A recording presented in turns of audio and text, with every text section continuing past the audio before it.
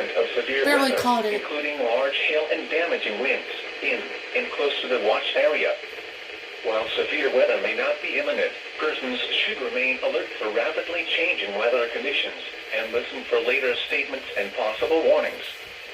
Stay tuned to NOAA Weather Radio, broadcast radio and television outlets, or internet sources for the latest severe weather information.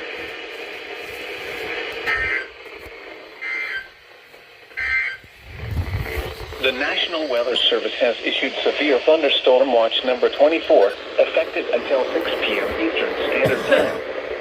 This watch includes the following counties in Kentucky: Hardin and Nelson. Remember, a severe thunderstorm watch means the conditions are favorable for the development of severe weather, including large hail and damaging winds in and close to the watch area. While severe weather may not be imminent, persons should remain alert for rapidly changing weather conditions and listen for later statements and possible warnings. Stay tuned to NOAA. I barely caught that one. I just woke up.